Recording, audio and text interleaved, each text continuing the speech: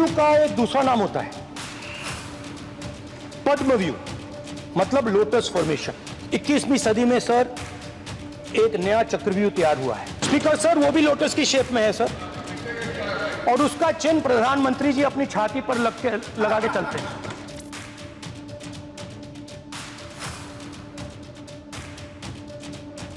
जिसकी जात का पता नहीं वो गन्ना की बात करता है।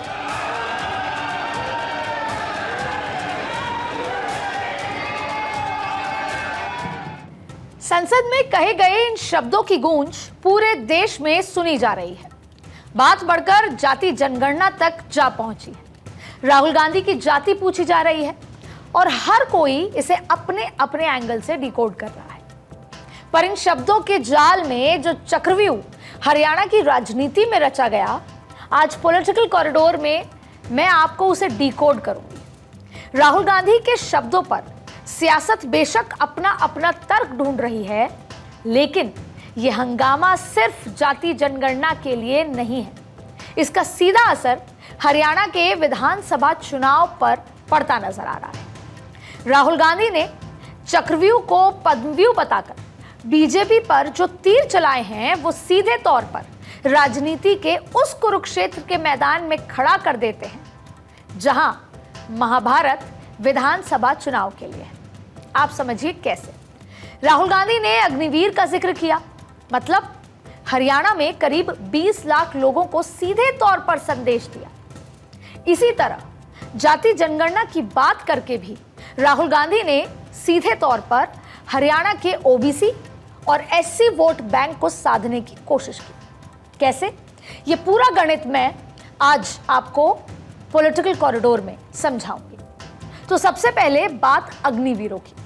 अग्निवीर के मुद्दे पर कांग्रेस समेत पूरा विपक्ष लोकसभा चुनाव में भी बीजेपी के खिलाफ आपको नजर आया। अब माना यही जाता है कि इसका सबसे बड़ा असर तो हरियाणा में ही पड़ता नजर आ रहा है और बीजेपी को यहां भारी नुकसान भी लोकसभा चुनाव में उठाना पड़ा।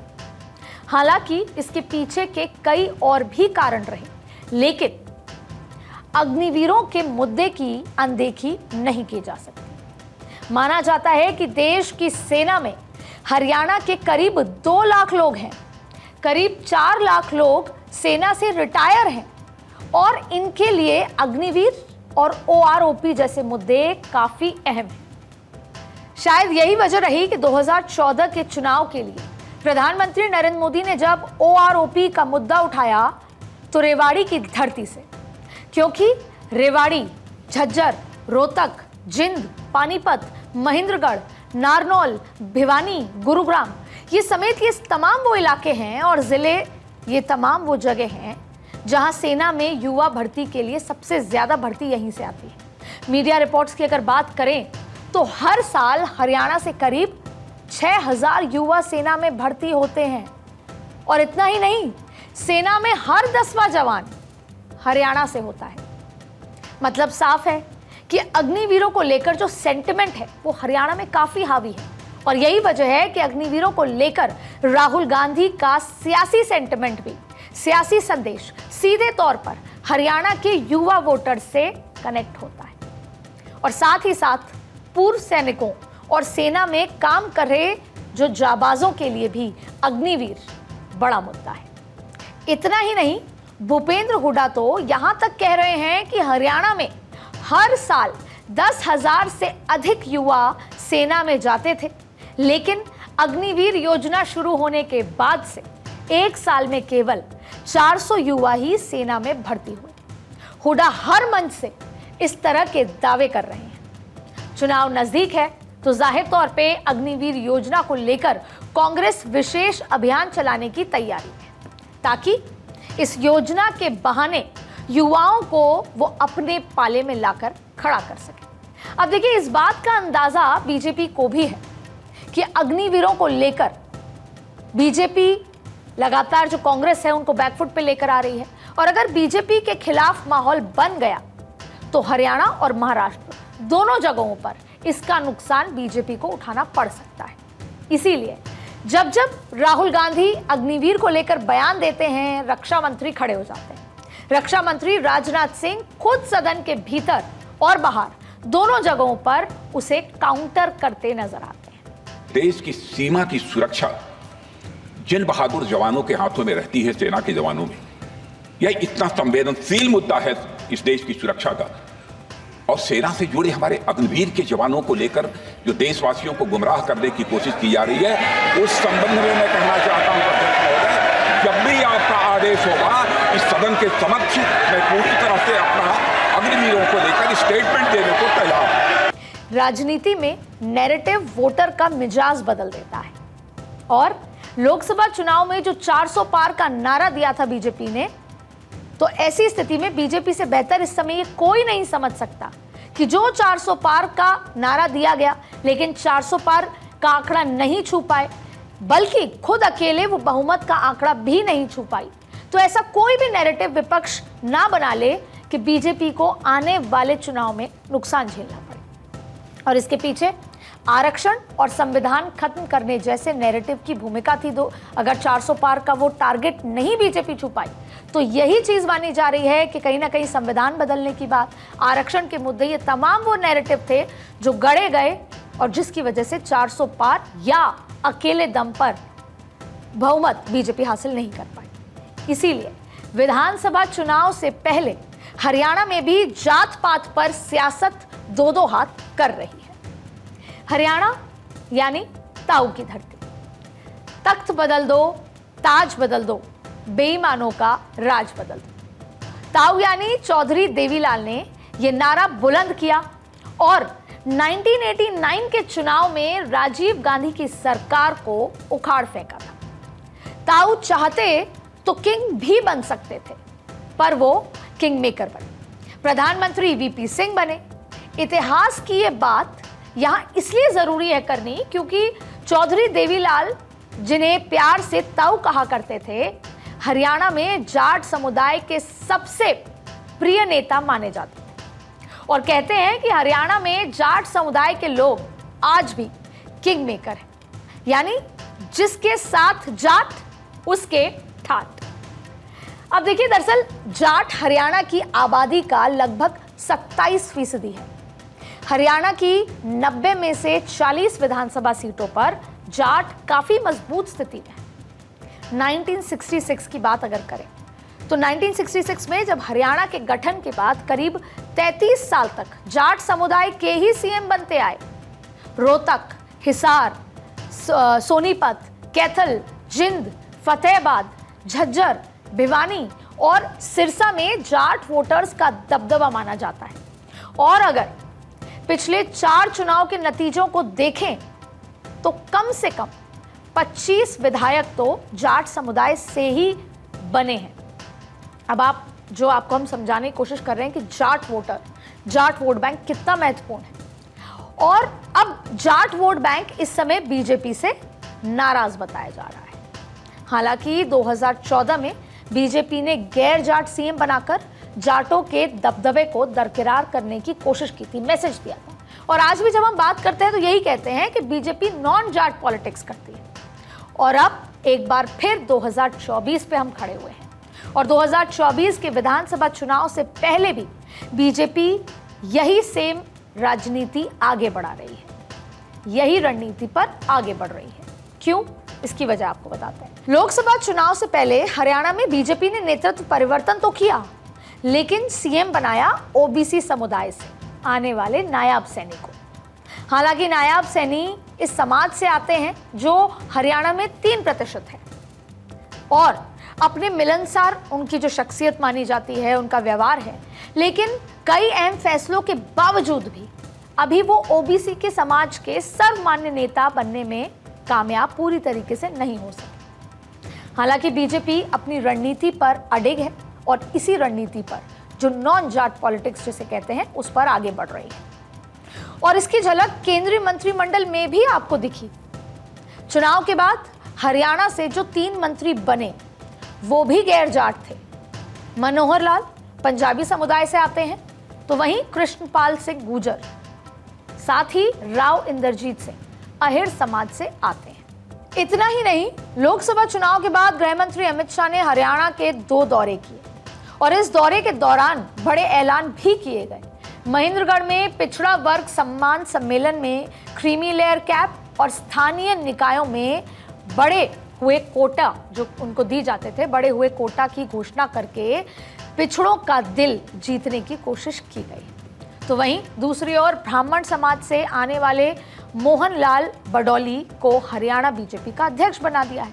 तो ये जो रणनीति हमने आपको समझाई, इससे साफ समझ आ रहा है कि अध्यक्ष ब्राह्मण और ओबीसी के मुख्यमंत्री, यानी भारतीय जनता पार्टी फिर वही अपनी पुरानी नॉन जाट पॉलिटिक्स में आगे बढ़ रही है। हरियाणा का जिक्र करें तो बीजेपी ने संकेत साफ कर दिया कि लोकसभा चुनाव के नतीजों के बाद भी उसकी रणनीति में कोई बदलाव नहीं है। बीजेपी अगर ये सोच भी रही है तो जाहिर तौर पे इसके पीछे कोई सोची समझी रणनीति होगी। दरअसल जाटों के दबदबे वाले हरियाणा में दूसरी जातियां अक्सर प्रतिस्पर्धा में रहती हैं। 35% ओबीसी, 20% एससी और करीब 8% ब्राह्मण वोटर्स के अलावा पंजाबी और बनिए वोटर्स के सहारे बीजेपी अपनी नैया पार कराने में हमेशा कामयाब रही है। हरियाणा में जीत की हैट्रिक बनाना चाहती है इस बार भी। बीजेपी की इस रणनीति को कांग्रेस भी समझ रही है। जाट वोटर्स की बीजेपी से नाराजगी में कांग्रेस को अपने लिए मौका दिख रहा है। अब देखिए भूपेंद्र सिंह हुड्डा और कुमारी शैलजा, इन दोनों की जोड़ी के जरिए कांग्रेस को लगता है कि वो जाट वोटर्स और एससी वोटर्स को अपने पाले में करने में कामयाब रह सकती है। साथ ही ओबीसी वोटर्स और दलित वोटर्स को जाति जनगणना का दांव चलाकर कांग्रेस बीजेपी के वोट बैंक में सेंधमारी करने की तैयारी में है। क्योंकि अगर ऐसा कर पाई कांग्रेस तो कहीं ना कहीं उनकी राह अच्छी नजर आएगी उनके लिए, या पॉजिटिव नजर आएगी जीत की ओर।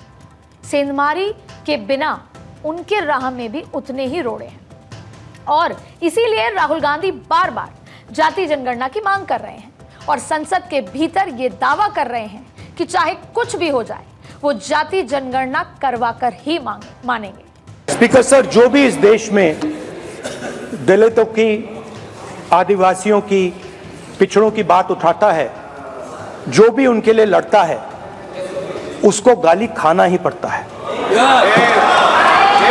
और मैं ये सब गालियां खुशी से खाऊंगा, क्योंकि महाभारत की बात हुई तो महाभारत में अर्जुन को सिर्फ मच्छी की आंख दिख रही थी, उसी प्रकार मुझे सिर्फ मच्छी की आंख दिख रही है। जाति जनगणना हम करा के दिखाएंगे। खत्म। राहुल गांधी समेत पूरी कांग्रेस हरियाणा में खुद को जाट वोट बैंक का प्रबल दावेदार मान रही है। हालांकि दुष्यंत चौटाला के अलावा आईएनएलडी और मायावती का गठबंधन जाट और दलित वोटर्स में सेंधमारी कर सकता है। अब देखिए दुष्यंत चौटाला को लेकर भी जाट वोटर्स का एक तबके में नाराजगी नजर आ रही है, क्योंकि वो पहले भारतीय जनता पार्टी के साथ थे। ऐसे में पिछली बार के चुनाव में वो 10 सीटें जीते, लेकिन बीजेपी के साथ चले गए तो बीजेपी के खिलाफ एकजुट जाट वोटर्स को बड़ा झटका लगा। अब देखिए, इसे समझते हुए यह समझना बेहद जरूरी है कि दुष्यंत ने हरियाणा में बीजेपी सरकार से किनारा कर लिया। वो इस बार फिर पूरे दमखम के साथ खुद को जाट वोटर का प्रबल दावेदार मान रहे हैं। तो दूसरी ओर आम आदमी पार्टी भी अगर कांग्रेस से बिना गठबंधन के चुनाव लड़ेगी तो कांग्रेस के लिए मुश्किलें बढ़ सकती हैं। कांग्रेस के पास इस झटके से उभरने के लिए हैं मुस्लिम वोटर्स। अब देखिए, हरियाणा में करीब 7% मुस्लिम वोटर्स हैं, जो ज्यादातर दक्षिण हरियाणा के मेवात क्षेत्र में केंद्रित हैं। अब देखिए, पुन्हाना, नूहू और फिरोजपुर झिरका के 3 विधानसभा सीटें ऐसी हैं जहां अगर आंकड़े की बात करें तो लगभग 80%, टू बी प्रिसाइज 79% से ज्यादा आबादी मुसलमानों की है। अब देखिए, कांग्रेस को भरोसा है कि लोकसभा चुनाव की तरह इस बार भी, इन चुनाव में भी मुसलमान उनको एकजुट वोट देंगे, इंडिया गठबंधन को देंगे या कांग्रेस को वोट करेंगे, ना कि क्षेत्रीय दलों को। और ऐसे में कांग्रेस की जीत सुनिश्चित हो जाएगी। और इसी रणनीति के सहारे कांग्रेस आगे बढ़ रही है और राहुल गांधी कॉन्फिडेंस से लबरेज नजर आ रहे हैं। मंजिल पता है, रास्ता भी जानते हैं, पर सफर इतना आसान नहीं है। और ये ऐसा नहीं कि सिर्फ कांग्रेस की बात हम कर रहे हैं, सफर दोनों ही पार्टियों के लिए आसान नहीं है। दोनों पार्टियां इस बात को बखूबी जानती हैं, इसीलिए अपनी अपनी तैयारी की जा रही है, कमर कसी जा रही है। कांग्रेस और बीजेपी दोनों ओर से सियासी तैयारियां तेज हो चुकी हैं और जैसे ही 9 अगस्त को विधानसभा संसद का सत्र खत्म होगा, तब आपको नजर आएगा कि दोनों ही पार्टियां या दोनों ही एनडीए और इंडिया गठबंधन एक साथ मध्य प्रदेश, झारखंड, हरियाणा में तेजी से चुनाव प्रचार में लग जाएंगे। कांग्रेस की तरफ से अगर बात करें रणनीति की, तो हुडा गुट ने पदयात्रा निकाल ली है और अब कुमारी शैलजा पदयात्रा निकाल रही है। तो वहीं दूसरी ओर जिताऊ उम्मीदवारों को लेकर भी मंथन जारी है। अगर जानकारी के मुताबिक बात करें तो कांग्रेस में आजकल टिकटों के लिए आवेदन का दौर चल रहा है और 90 विधानसभा सीटों के लिए 2000 तक आवेदन आ चुके हैं।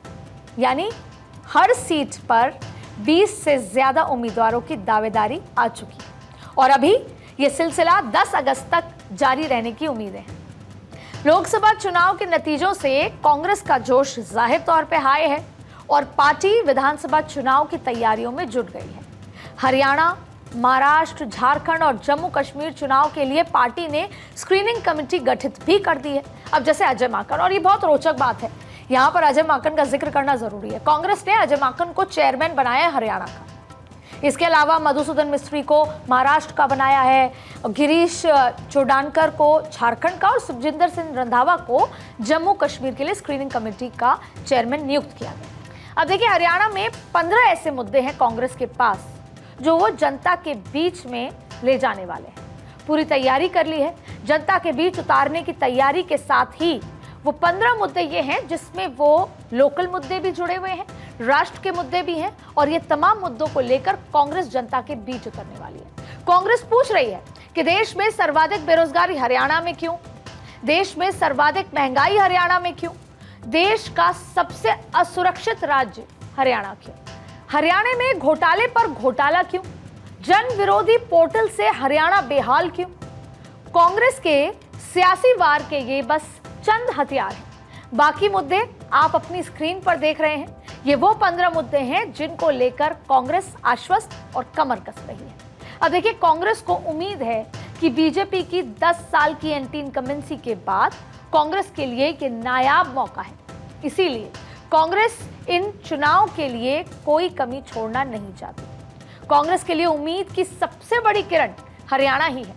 लोकसभा चुनाव के नतीजे जिसके बाद और जिसके मुताबिक कांग्रेस को आपके साथ मिलकर 46 विधानसभा सीटें और अपने दम पर 42 विधानसभा सीटें सीधी बढ़त नजर आ रही है। ऐसे में अब एमएसपी को कानूनी गारंटी जैसे मुद्दे को लेकर केंद्र से किसानों की नाराजगी से भी कांग्रेस अपने लिए फायदा देख रही है और ये इसलिए क्योंकि किसान बाहुल्य इलाका हरियाणा है और महाराष्ट्र भी किसानों का गढ़ है।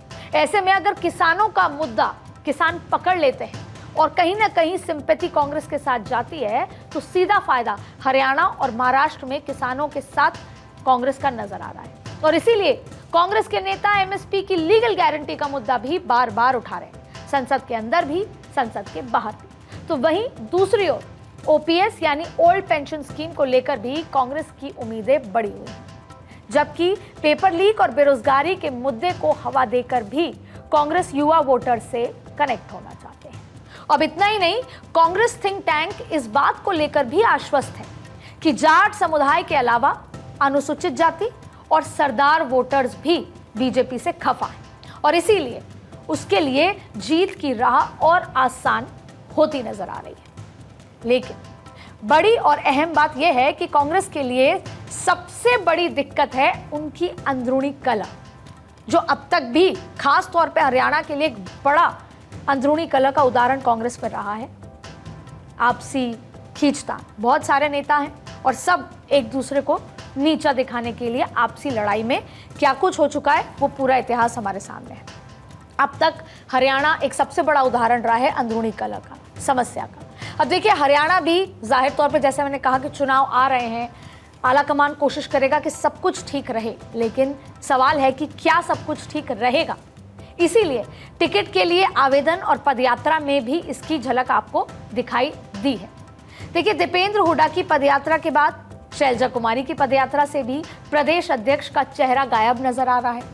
हालांकि भूपेंद्र हुड्डा का मानना है कि दोनों कांग्रेस के लिए ही काम कर रहे हैं, लेकिन दोनों की पदयात्रा में जो दूरी है वो बहुत कुछ बयां करती है। इसमें तनातनी जैसी कोई बात नहीं है, बार बार कांग्रेस कह रही है।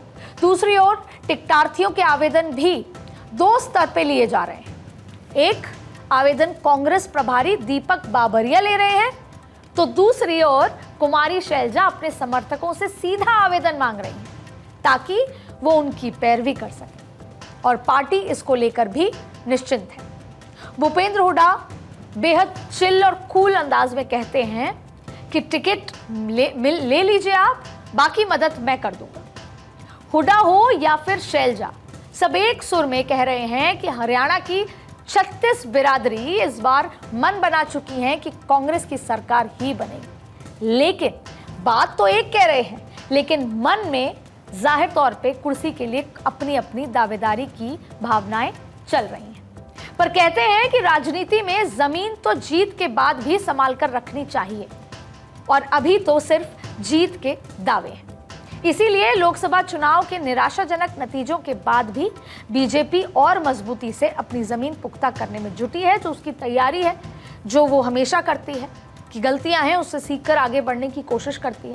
अब देखिए, संघ जेपी नड्डा के बयान को भूलकर बीजेपी के साथ अब कंधे से कंधा मिलाकर खड़ी हो गई है और विधानसभा चुनाव की तैयारियों में भी जुट गई है। इसीलिए 29 जुलाई को बीजेपी संघ की एक बहुत महत्वपूर्ण बैठक हुई और हरियाणा चुनाव को लेकर मैराथन मंथन हुआ। सूत्रों के मुताबिक इस समन्वय बैठक में जमीनी हकीकत का आकलन भी किया गया। साथ ही साथ कांग्रेस के पक्ष में बने जाटव समीकरण को भी भेदने की रणनीति पर मंथन किया गया। इतना ही नहीं, अगर सूत्रों की माने तो आरएसएस ने हरियाणा चुनाव में ज्यादा से ज्यादा युवाओं को, युवा चेहरों को मौका देने के लिए कहा है, राय दी है।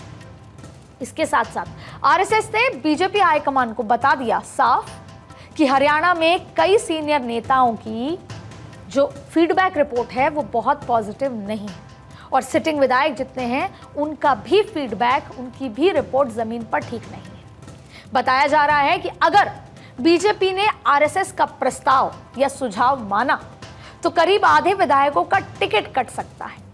और इतना ही नहीं, कहा तो यह भी जा रहा है कि पीएम मोदी पहले ही हरियाणा के बीजेपी सांसदों को एक बात दो टूक बता चुके हैं कि राजधानी दिल्ली तीनों ओर से हरियाणा से घिरी हुई है, और अगर वहां विपक्ष की सरकार बनी तो दिल्ली में केंद्र की मुश्किलें बढ़ सकती हैं। ऐसे में और ऐसी सूरत में केंद्र के खिलाफ आए दिन जाहिर तौर पे धरने प्रदर्शन होंगे, बहुत तरीके के नैरेटिव तैयार किए जाएंगे, तो ऐसे में इस नैरेटिव को संभालना आसान नहीं होगा। तो उन्हें सभी सांसदों से चुनाव में एकजुट होकर, सारी मन की बातें, मनमुटाव मिटाकर एकजुट होकर हरियाणा में जीत की हैट्रिक का संकल्प लेने के लिए साफ कहा है। अब देखिए, पीएम मोदी की ये बातें बता रही हैं कि भगवा परिवार के लिए हरियाणा जीतना कितना जरूरी है। हरियाणा की जीत से बीजेपी को कांग्रेस पर मानसिक बढ़त हासिल हो जाएगी। पर यह लड़ाई सिर्फ बीजेपी के लिए इतनी अहम नहीं है। बीजेपी के साथ साथ लोकसभा चुनाव के नतीजों के बाद महाराष्ट्र, झारखंड और हरियाणा के विधानसभा चुनाव बीजेपी और कांग्रेस गठबंधन दोनों के लिए बेहद अहम है। लोकसभा चुनाव में कांग्रेस ने बीजेपी के विजय रथ को धीमा किया और फिलहाल इसे ही वो अपनी बड़ी जीत मान रहे हैं, कॉन्फिडेंट भी ज्यादा नजर आ रहे हैं, और इसी बिना पर उन्हें उम्मीद है कि आने वाले विधानसभा चुनाव में राज्यों में बीजेपी को वो सत्ता से बाहर कर देंगे या जीतने नहीं देंगे, और उसकी शुरुआत वो हरियाणा से करना चाहते हैं। और राज्यों में कमजोर बीजेपी अगले लोकसभा चुनाव में कांग्रेस के मुकाबले कहीं नहीं होगी, ऐसा वो सोचते हैं। लेकिन एक बात है जो बेहद महत्वपूर्ण है। कहते हैं कि जीत जाने और जीत की आस रखने में उतना ही फर्क है जितना दिन और रात में। तो फिलहाल तो यही समझिए कि जनता मौन है, लेकिन पॉलिटिकल गेम ऑन है।